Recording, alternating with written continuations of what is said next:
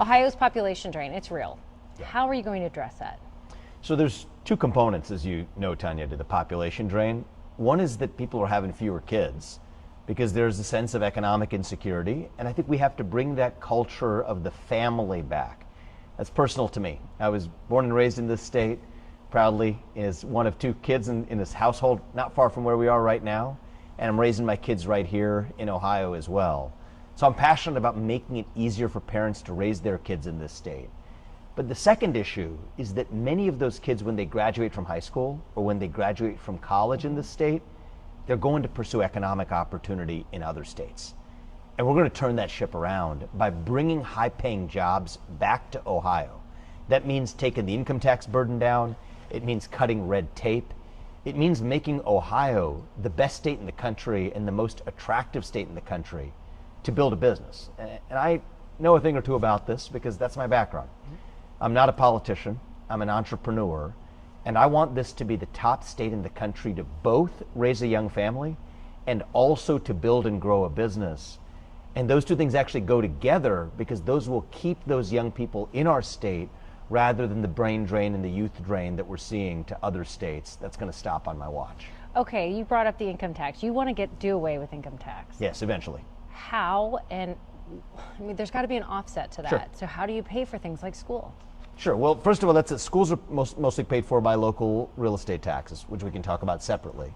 That also needs some reform. But there are other parts of the state budget that need to be paid for, no doubt about it.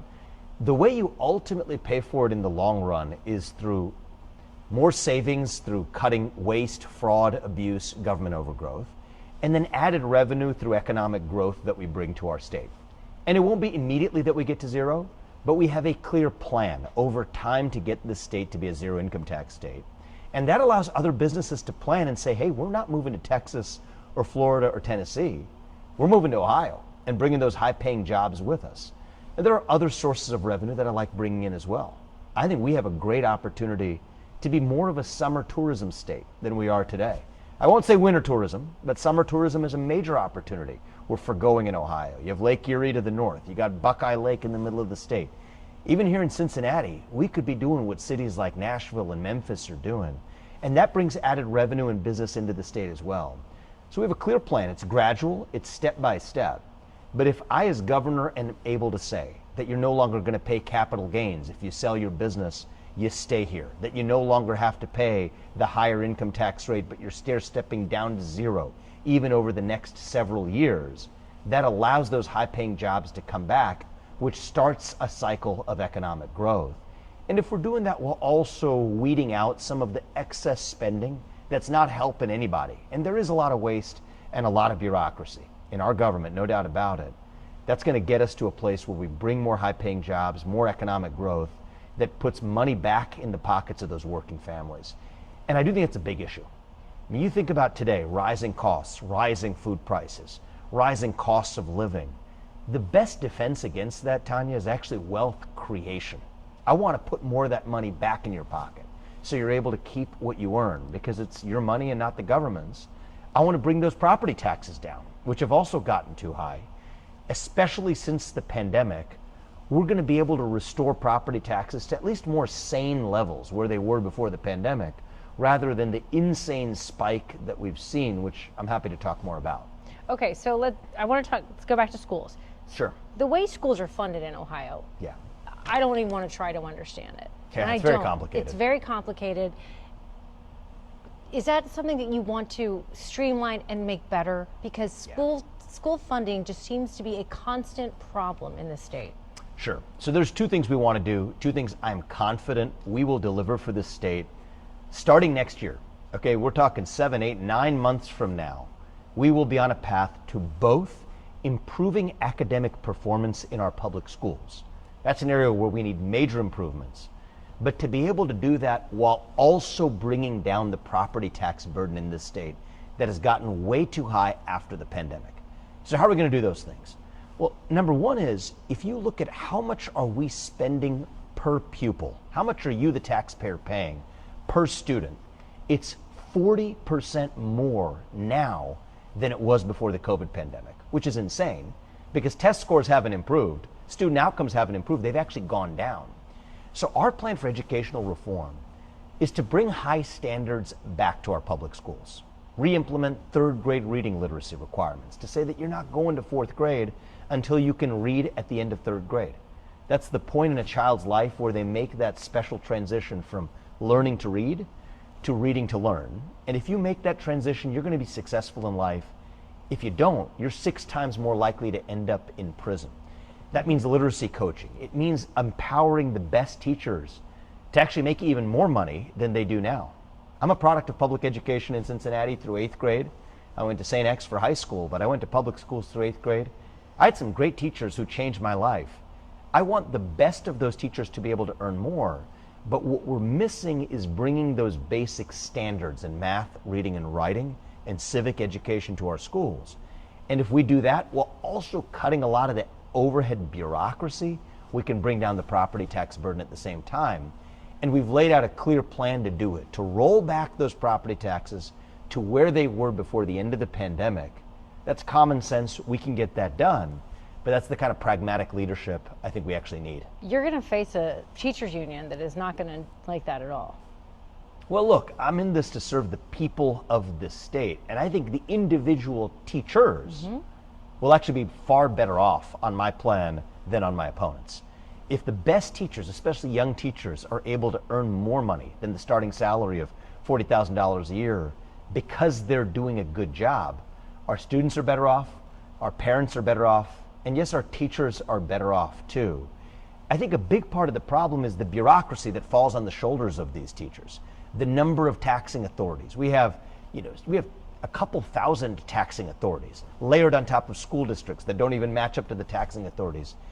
It's a maze of bureaucracy. And so that's not the teachers' fault as individual teachers, but the bureaucracy that stands in the way, we won't be afraid to really streamline that and do what's best both for our students, their parents, for working families, and many of those working families are themselves teachers. I'm pro-teacher and I'm pro-education, but I'm anti-bureaucracy, and I think it's important people know where we stand. I'm going to jump around a little bit, but so you keep talking about waste and cutting waste, and I think I've asked you this before, but are you looking to doge Ohio a little? Look, what I'm looking to do is put money back in people's pockets. At the end of the day, is our government overgrown and spending far too much money? Are there too many layers of government in this state? Is there too much red tape in this state? Yes, the answer is yes. Now, we're doing better than states like Minnesota, or states like, you could look at other states like California or even New York, where people are fleeing those states. We're doing better than those states. I think we're probably one of the best in the Midwest. So I want to celebrate the good job we're doing in Ohio. But I don't want Ohio just to be better than Minnesota. I want Ohio to be the top state in the country, to build that business, to raise a young family, to build wealth. And that requires cutting through a lot of that layered bureaucracy. We have too many layers of government. That's a fact, and I'm not afraid to say it. And that does require making some positive changes that puts money, thousands of dollars, beginning in 2027, thousands of dollars or more back in the pockets of Ohioans where they belong. That's going to grow the economy through lower property taxes, lower income taxes, less regulation, more energy production, which brings down those electric bills. I mean, electric bills have gone up at an insane rate because we're not producing enough energy in this state. Those are common sense changes that I think an entrepreneur, rather than a politician at the top, can actually fix. I'm bouncing around here. Governor DeWine has effectively stopped the death penalty. Will you continue through whatever means he's doing it, will you continue that practice of not carrying out the death penalty? So look, my view is the death penalty should be reserved for only the most heinous of crimes where we have absolute, unambiguous certainty. But in those rare cases where it is reserved for the most heinous of crimes, our Supreme Court has equally held this, and I agree with them, that is perfectly constitutionally permissible, and I think it ought to be permissible in those rare cases to proceed in our state. Now, a lot of my values, my core value set, Tanya, was actually formed by my moral education at St. X High School. You think about the St. X culture of men for others. Okay, that's the motto of the school, as you know, the magis, pursuing the more, the pursuit of excellence. Those are the values instilled in me at a young age, and those are the values that are going to guide tough decisions that I have to make as a governor. But I will say the reason I'm in this is that I'm grateful to this state, including the city of Cincinnati. including Princeton schools, including St. X High School, for giving me that opportunity at a young age to be able to not only get a great education, but even a great moral education and civic education, to give me the value set, reinforcing the values enforced in me by my family growing up here in Evendale. That's what I'm grateful to the state for, and I want to use those skills and use those gifts to make tough but right decisions for our state, and that's what I'm going to do as governor. You have never held elected office. That's correct. So what makes you think that you are ready to be the governor of a gigantic state like this? Well, look, I think you have to approach it with humility. Neither me nor my Democratic opponent have ever held elected office. But perhaps unlike my opponent, I have built major businesses. I was born and raised in the city. My parents came halfway around the world with nothing to their name. Roivant, my first company, is one of the most successful biotech companies founded in this century. It's a $20+ billion business that has developed multiple life-saving and life-changing FDA-approved products. I've founded another business that pairs seniors with Medicare plans that better serve them. I've built a number of successful businesses across different sectors. I do think we need a businessman at the top right now. This is not so much about right versus left in fixing affordability issues in Ohio. This is about right versus wrong. It's about up versus down. I am passionate about ensuring that every person in this state is able to achieve the same things I have at an even greater scale. I want our young people to be successful. And I think it's a big difference between me and my opponent. If you listen to my opponent, with due respect, I think she's articulated no vision for the state, but constantly criticizes me for, in her words, being a billionaire. Well, you know what? I view success as something we should celebrate and actually ensure that every kid in the state is able to achieve that same success at an even bigger scale. To be able to say that, you know what, you don't have to worry about whether your kids are able to get a good education or not. As a working family, to know that both the mother and father may have important jobs that they have to do during the day without having to think about childcare costs, because they're able to still enjoy a nice evening and a vacation from time to time with their family and their children. That's what I want for every family in this state. That's what I'm passionate about. And so to me, I think this is probably the starkest contrast between two candidates we've ever seen in the history of governor's elections in our state. I am the most pro-growth candidate, including economic growth, the most pro-growth candidate I believe we've ever seen in the history of our state, versus what looks like the first socialist governor in the history of our state. I believe in celebrating success, not villainizing success. And I think that contrast couldn't be bigger for what it means for Ohio's economy. I want to grow that economy rather than to penalize success, which would shrink our economy and chase businesses out of our state. Tell me your 3 core values. If you have to name 3, your 3 core values. I would say that candor, honesty and candor is important to me. I think that curiosity is important to me. It's part of being humble. And I think courage is important to me. So that's what I would say. And courage to me is not doing something reckless. Courage means being willing to actually act on your convictions, not just when it's easy, but when it's hard. And part of my job as a leader, and you've seen this in the way I've run this campaign too, is not just to always tell people what the polls say you're supposed to tell them, but to tell them why you actually believe what you do. And when they disagree with you, to explain to them why those changes are needed, why we need to bring those standards back to our public schools, something I've been criticized for, why we need to bring down that property tax and income tax burden, even if people have questions about change. That's my job as a leader, is to bring that sense of courage, courage to be the best, courage to pursue excellence back to our state, and to be curious along the way. I'm also somebody who, when the facts prove otherwise or when the best arguments prove otherwise, I like being challenged. I like building a team around me that questions me instead of just, being a yes men surrounded person. No, I actually enjoy being curious about understanding where we can do better, where I can do better as a leader. But to me, honesty and candor, curiosity, courage, those are the values that define my leadership style and who I am, and that's hopefully what I bring to the leadership of the state. What role should the state play in funding professional sporting stadiums? So look, I think there should not be any special favors for one particular category of economic development. What I want to do is to just bring a common sense philosophy to ask, what's best for Ohioans? That's my job as governor, is what is best for the people of this state? What allows our kids to get the best education? what allows our families to retain their wealth and live the best possible life they can, those are the decisions we're going to make.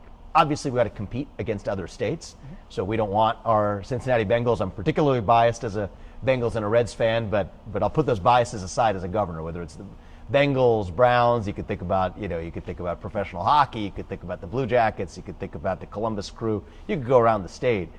I'm not going to play biases based on which teams I root for, but we want those teams to stay in the state. We understand we're in a competitive environment with other states, but we're also not just going to do free giveaways for the sake of giveaways. My sole North Star is what is best for the people of Ohio, what puts more money in your pocket, what makes that American dream more affordable, what gives your kid that world-class education that is your birthright as an Ohioan.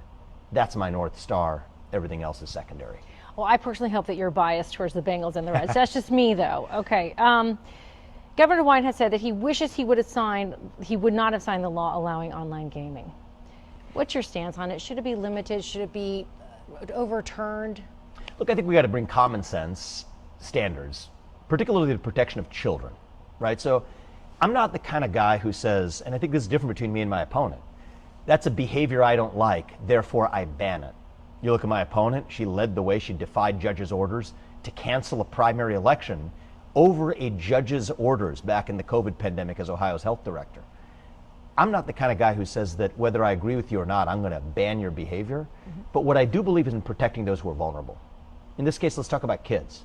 You think about whether or not you have technically legalized online gaming in a state, kids across the country, including in Ohio, are able to reach offshore offers of services from other countries, be they Russia, be they islands around the world, be they other countries, and get addicted to that. So is that acceptable just because we didn't say it was okay? That's not acceptable.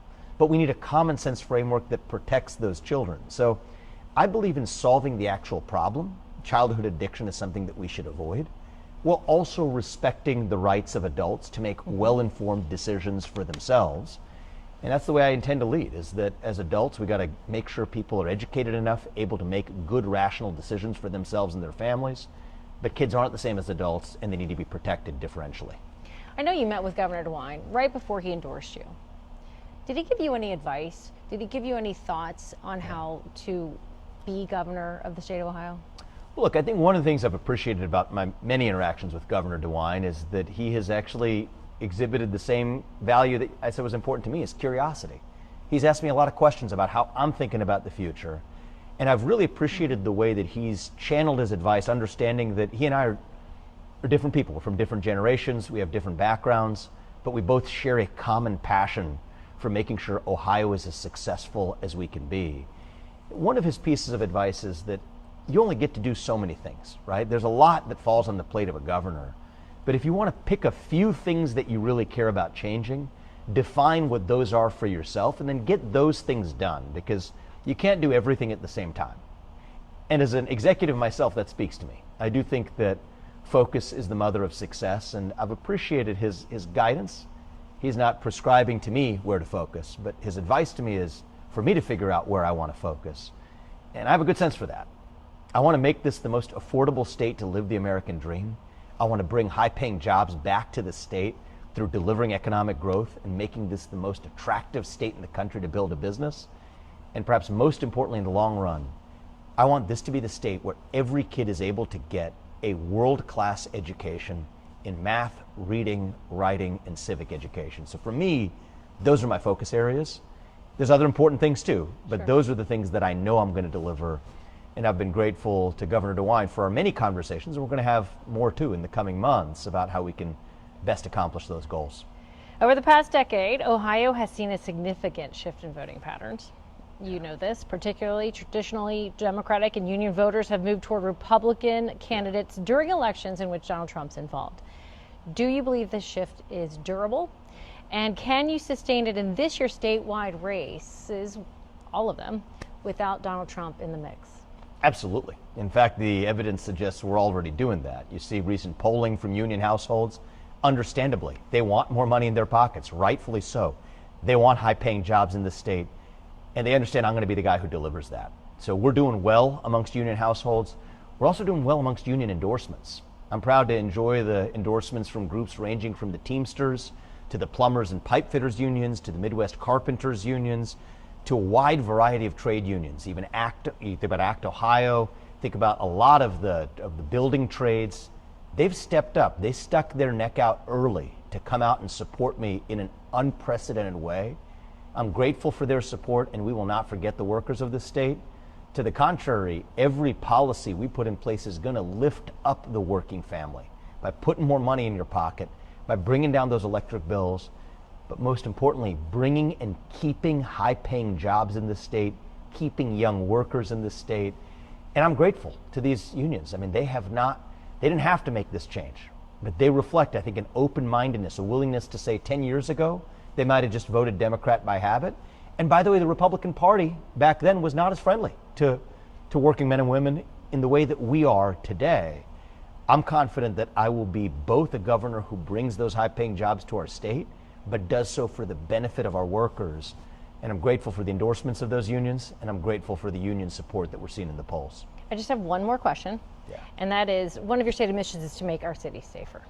Cincinnati has an issue with safety, or at least the perception that it is not safe. So how, as governor, can you actually affect change in a town like ours, Cincinnati? Look, this is near and dear to my heart. Right? I grew up in Evendale, but we would go to downtown Cincinnati, but we knew over the Rhine there were certain areas where as kids we were advised not to go. And then you saw for a period what looked like a revitalization of areas like over the Rhine, but we've seen a little bit of regression in the last few years. And I think that comes from a leadership vacuum. That's going to change when I'm in charge. That's a local leadership vacuum in my view, but the governor can actually make a difference. When we tell the city of Cincinnati, you call yourself a sanctuary city. Does that really make sense to be able to say that if you break a federal law, Cincinnati is still going to sanction breaking a federal law? No. We want to be a city that embraces law and order in a common sense way. You got judges sending people back onto the street on $30, $40, $50, $100 bail who are repeat violent offenders. We need bail reform. We need sentencing reform to say that if you're a repeat violent offender, you should be punished, not back out on the street. We need to back the blue. We need to back law enforcement. I'm meeting with law enforcement across the state, including police officers right here in Cincinnati, to say that you should be able to do your job without fear of looking over your shoulder for being sued. This is common sense stuff, Tanya. And the people who suffer the most are the people who live in the inner city of Cincinnati. So I personally think that whether you live in Evendale, whether you live in Blue Ash, whether you live in Norwood, or whether you live in the heart of the city, you should be able to enjoy a ball game, have a nice dinner on the riverfront, walk back home to your apartment if that's where you live, without fear of somebody mugging you, without fear of being beaten up, without fear of a petty crime. That's not Cincinnati. That's not the Cincinnati, Ohio that we knew or we grew up in. And I'm going to say as governor, we will do whatever is required to bring the resources here that are needed and the standards that we apply to the funding to the city to say that we're going to be ensuring law and order in our cities. Our families deserve it. And that's not about Democrat versus Republican. 80, 90% of us are united on that. I'm confident I'm the person who can deliver. Now, if you look at my opponent, this is a Democratic Party that isn't your father's Democratic Party anymore. Clear the jails, defund the police. That's really the rallying cry for much of the far left. And you have Democratic politicians like my opponent who are unable to distance themselves from the elements that say defund the police or clear the jails. You want a leader who's courageous enough to do what's right, and that is why I'm in this. The reality is, some real straight talk here. Regardless of what happens in this election, thanks to our blessings, my family and I, we're going to be fine. This state will not be fine. The city of Cincinnati will not be fine. We need to restore law and order. We need to bring those high-paying jobs back. We need to bring down those property taxes. We need to bring those electric bills down by producing more energy. And we need to fix our schools. Cincinnati public schools, this is part of the crime issue. Cincinnati public schools were closed for nearly 2 years during the COVID-19 pandemic, while St. X High School, where I went, was closed for fewer than 5 days. Those kids in downtown Cincinnati and Cincinnati's public schools will never get those 2 years of their education back. Many of those kids who fell off the track of being in school for those couple of years are sadly now in the juvenile criminal justice system. The single most person who's responsible for that is my opponent, Amy Acton. And so I am on a mission to make sure that we restore common sense, that we fix that school to prison problem and instead have a school to economic prosperity blessing in an alternative to that, even for the kids who are in the inner city of Cincinnati. They deserve it. And to me, that is actually what true pro-progress, true progressive policy ought to look like.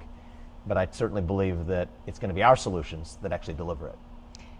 So you would take on a mayor, for example, of Cincinnati and say, we're not going to do state funding for A, B, or C if you don't get on board with 1, 2, or 3? Look, I'm confident that as a leader, whether our mayors are Republican or Democrat, they will know that we as a state expect some minimal common sense standards for the people of our state.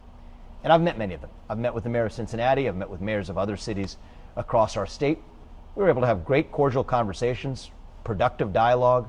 That's the way I lead, right? I'm not somebody who only talks to people in my party. We're going to work together, but we're going to be pretty firm about it to say that here are the basic standards we expect. Here's how the state's going to help you meet those standards. But here's how we're going to make sure that our streets are safe, our schools are performing, and our tax burden's going down. We're not going to hesitate in doing what's right.